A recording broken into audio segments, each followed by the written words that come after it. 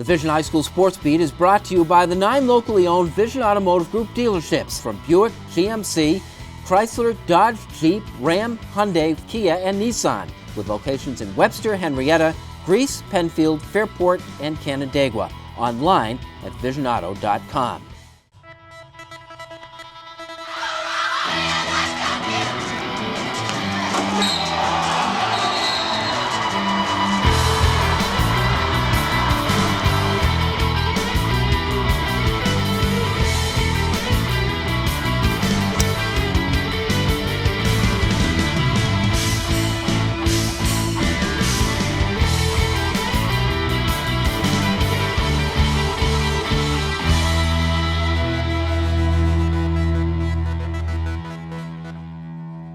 Hello, everyone, and thanks for joining us for this special edition of the Vision Automotive Group's High School Sports Beat. I'm Bill Pucko. We are revisiting some of our favorite stories and people from the winter sports season. Greg McCord of Penfield High School was in search of his school record in the backstroke, in search of a half second.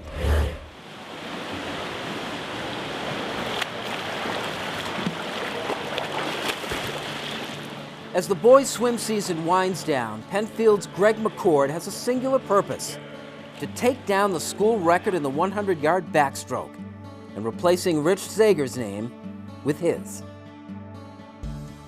It's been up there for 30-plus years, and I'm confident that I can finally put my name up there and see something for me. How cool would that be to actually see your name get put up there? Well, it started last year when I saw it, and when I went a state cut. And I decided last year that I wanted to go for it, and this year it's looking more true for me. Sager's name's kind of like godlike around here, isn't it? Yeah, I didn't know he was Olympian until this past year, so I'm pretty stoked to at least try and beat him. Between now and the end of the month, McCord needs to find a half a second.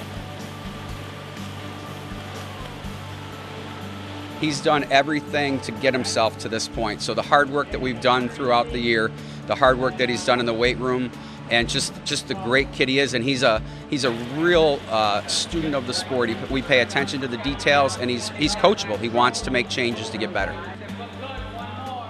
These days, almost all high school athletes spend time in the weight room. The swimmers are no exception.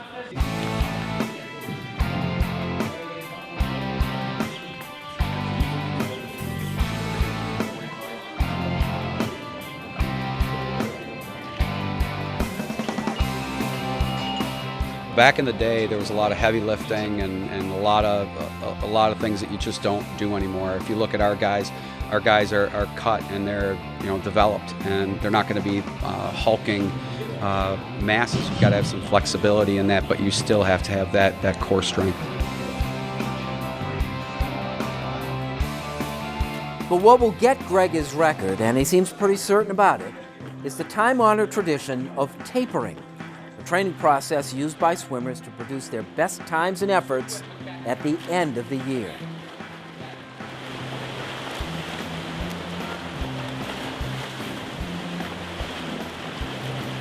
For the past 2 years, I've dropped about 2 seconds at every sectionals I've gone to, and I've been seeded second last year and significantly dropped some time, so I'm confident. I just think that's amazing that kind of a training alteration can have that kind of an impact. Oh, it's very effective, and I think our team, our coach does a really good job about doing that for us. If history holds true, McCord will own both the pool mark, currently held by Fairport's Jeff Wood, and Sager's, too. We take what we did throughout the whole year, we get a base of yardage. And then from there, what we're going to do is we're going to decrease our yardage, we're going to increase our rest, but we're going to keep the intensity so that the kids are resting, but they're getting rested, and they're going to get better and be able to swim fast. And over the course of the season, this will produce your best times at the end of the year. It's like most times it's like catching lightning in a bottle, and it's magic, but we've had a lot of success with our taper, and the kids believe in it. They believe in our program. They believe in what we do, and you combine those two things, we'll swim fast. McCord got that record in the sectional preliminaries, won the Class A sectional backstroke title, and finished 7th in the States. Coming up, the toughest of the tough when the Vision Automotive Group's High School Sports Beat continues.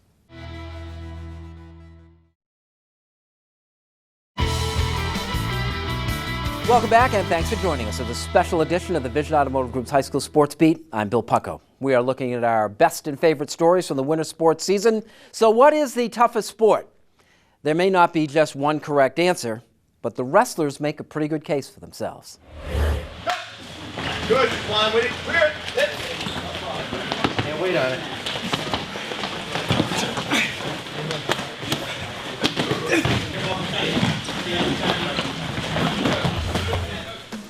You might get some pushback, but it's fair to say that these guys work as hard or harder at their craft than anyone.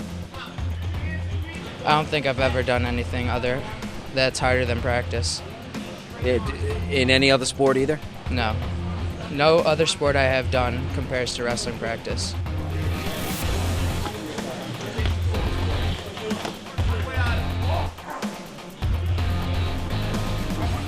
Like, I've played other sports. I played football, I played lacrosse, and this is by far the hardest practice. Like, after a season, when I play lacrosse, conditioning is like our warm-up here. That's what I compare it to. There are 40 boys in the Brockport wrestling program. It is alive and well under the guidance of Mike Ferris, a Brockport alum, class of 1996. Ferris has been calling the shots for the wrestlers here for 14 years now. So if they spiral you, what are we doing? Change over, stand. We escalate our intensity, so it's not so intense for our beginner guys, but they get a chance to see where they want to be down the road, and that, I think, that prize for them, being part of a good culture, a good community, makes it worth it. Good, back down, number 2.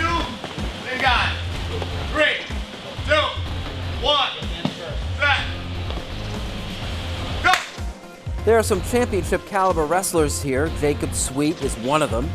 And every day is an ordeal for his practice partner. What's it like going to practice, wrestling against a guy and with a guy constantly that has the upper hand on you? I wouldn't say he always has the upper hand on me, but he kicks my butt every day. I mean, it's like, oh, I got to beat this kid every day, but we get through it, power through it every day. Don't you get tired of it? No, love it every second.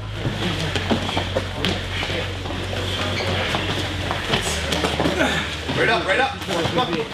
Good. This was a comparatively light workout with a dual meet scheduled the next day. That only adds to the anxiety for a few of these guys. You've heard of fighting for a job? They actually fight for a job.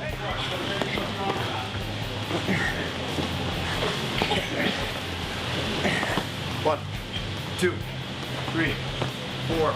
There were 3 pairs of Blue Devils in a wrestle-off. Those 6 actually competing for a spot on the next day's 15-match wrestling card. Coach Ferris is the judge and jury. The rounds are timed and points scored the same as at a meet.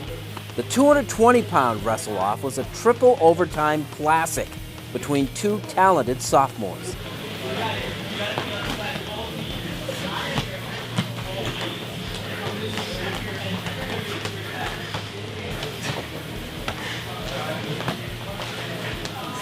We're lucky to have the depth, and then each of those guys makes each other better. But because of that, it creates animosity in the practice room, and sometimes they gotta battle each other to the end.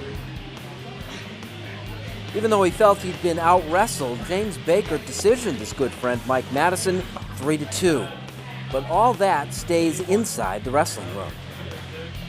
We usually don't talk too much about wrestling just because we're good friends and I don't want to let any of that get in the way. And it gets in the way, huh? Yeah, sometimes, because we're both very competitive. As tough as all this looks and sounds, wrestlers wouldn't have it any other way. It's part of the culture. If you can get through this, you can get through anything. That's what coach is always pushing. It builds character, real good character.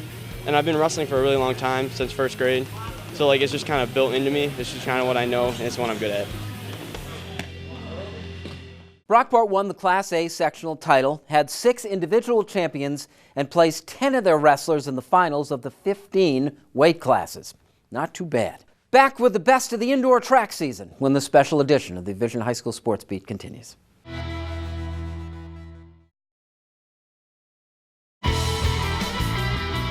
Welcome back. Thanks for joining us for the Vision High School Sports Beat. I'm Bill Pucko. We are revisiting some of our favorite stories from the winter sports season. Sport at its purest, track and field. This is the best of the indoor season.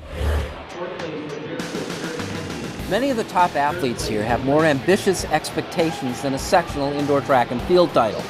But the first in a three-step process that culminates in the States is a very good place to start. The stars here rarely lose.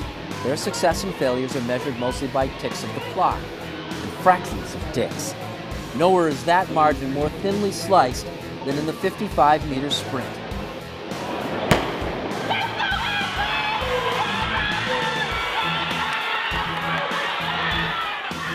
In girls Class B, Wilson Satin Holmes ran the 55 in 7.55 seconds, a 50th of a second faster than Tion Buckman of Eastridge, and leading an impressive field of Wildcat sprinters who placed 1, 3, 4, and 7 in the event. In Class A, it's all about Rush Henrietta. Lene Tava Thomas and Tori Thompson finished first and second, the same order they each placed in the long jump competition.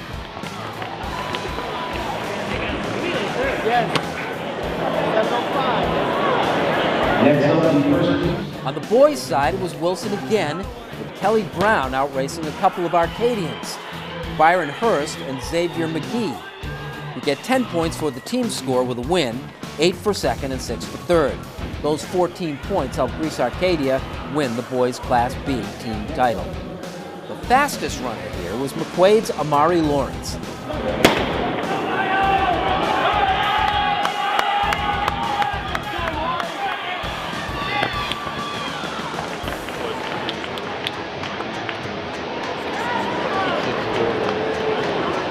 Really basically on your start, I make sure I had to stay low, and the two guys right next to me, Miles and Daquan, they're really fast, so I know I had to get out pretty fast to get a lead and stay in front of them.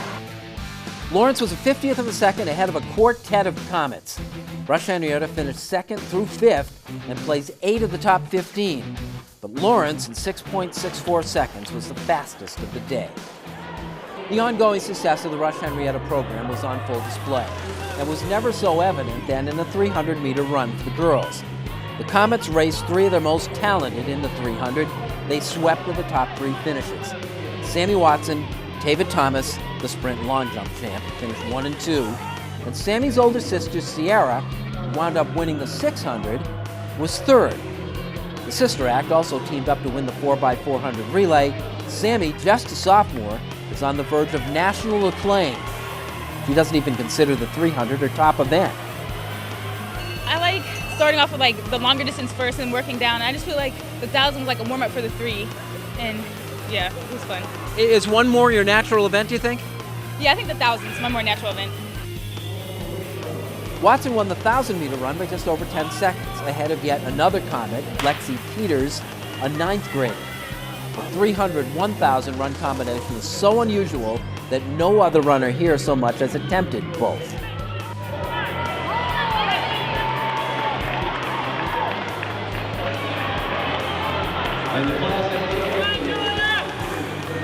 Among the hurdlers, Anthony Clark of Gates Chili is the best. He's still relatively new to the event. Can't even tell you much about it. He just wins.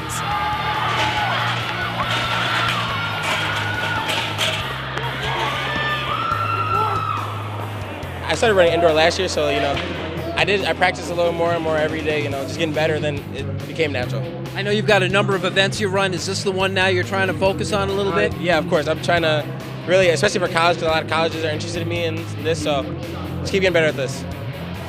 If there's a small collection of athletes whose ability competes with the Rush Henrietta female runners, it's the Hilton girls pole vaulters. Zoe Camilacci won the event at 11.6.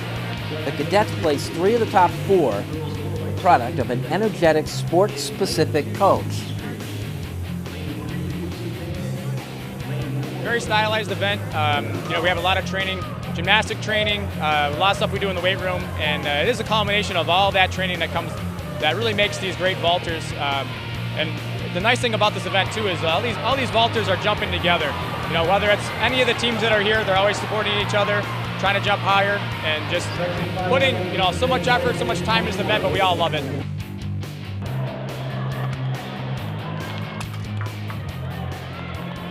In an event of this scope, there are many stories, but few more impressive than Jimmy Sheeds. The Webster Schrader Sr. established himself as the area's top triple jumper His sectional winning jump was 5 feet clear of field.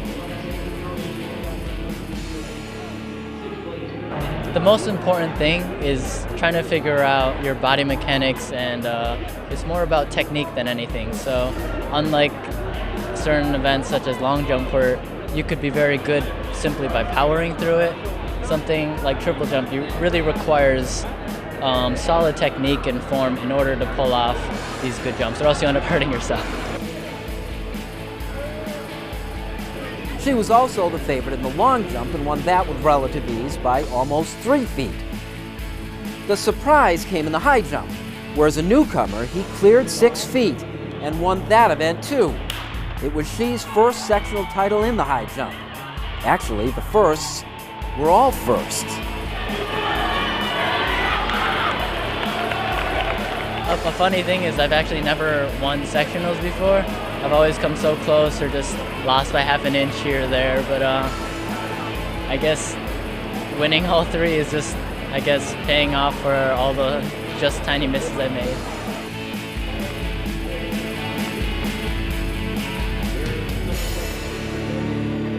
She finished 3rd and 6th in the triple and long jumps. State titles were also won by Rush Henrietta's Lene Tava-Thomas and Sammy Watson. Watson then set a national record in the 800.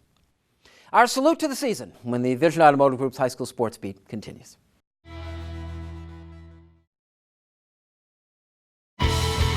Welcome back, and thanks for joining us. I'm Bill Pucko.